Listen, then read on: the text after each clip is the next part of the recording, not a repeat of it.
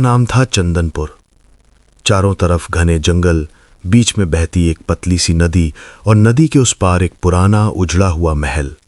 दिन में वो महल बस खंडहर लगता था, लेकिन रात होते ही उसके बारे में अजीब अजीब कहानियां हवा में तैरने लगती थीं।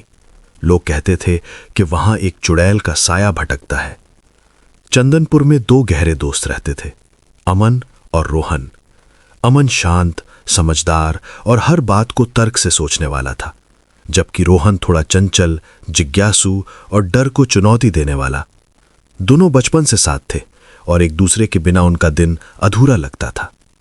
गांव में एक पुरानी कहावत थी, जो सूरज ढलने के बाद उस महल की ओर गया, वो खाली वापस नहीं लौटा। अगर लौटा भी तो वही नहीं रहा। रोहन को ऐसी बातों पर कभी भरोसा नहीं था। वो अक्सर हंसते हुए कहता, डर बस दिमाग का वहम है अमन, चुड़ैल वुड़ैल कुछ नहीं होती। लेकिन अमन का मन उतना निडर नहीं था। उसे लगता था कि हर कहानी के पीछे कोई ना कोई सच्चाई जरूर होती है। एक दिन गांव में हलचल मच गई। रामू काका की भैंस रात में बंधन तोड़कर जंगल की ओर भाग गई थी और सुबह उसकी रस्सी महल के पास मिली। उसी रात किसी ने महल की खिड़की में एक काली परछाई को हिलते देखा। रोहन की आंखों में चमक आ गई। देखा अमन, ये मौका है सच जानने का। अमन ने मना किया, लेकिन दोस्ती के आगे उसकी एक न चली। तय हुआ कि अमावस्या की रात दोनों महल के पास जाएंगे। अमावस्या की रात। उस रात आसमान में तारे भी जैसे सहमे हुए थे। चारों ओर सन्नाटा था, सिर्फ झींगुरों की आवाज। दोनों हाथ में टॉर्च लिए नदी पार करके महल की ओर बढ़े। महल के पास पहुंचते ही ठंडी हवा का एक झोंका आया। अमन को ऐसा लगा जैसे किसी ने उसके कान में फुसफुसाकर कहा हो, वापस जाओ। उसका दिल तेज धड़कने लगा। रोहन, मुझे ठीक नहीं लग रहा।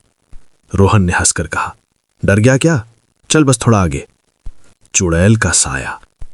जैसे ही वे महल के अंदर पहुंचे, टॉर्च की रोशनी दीवारों पर नाचने लगी।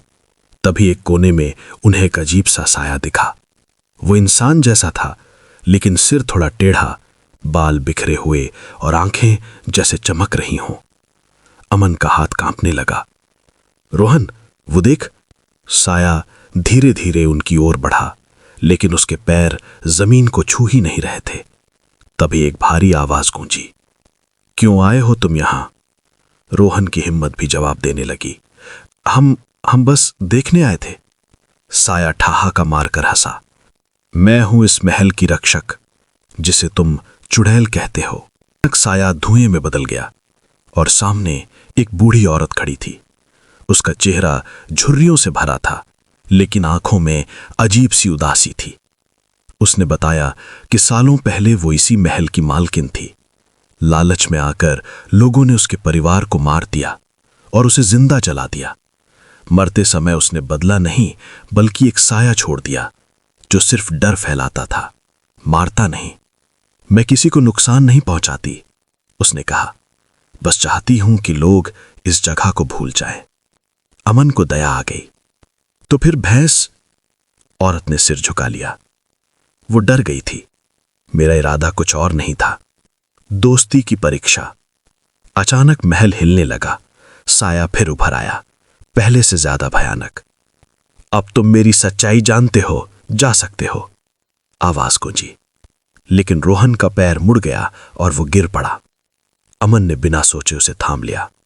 डर के बावजूद उसने दोस्त का शांत हो गया। रास्ता खुल गया। नई सुबह दोनों सुरक्षित गांव लौट आए।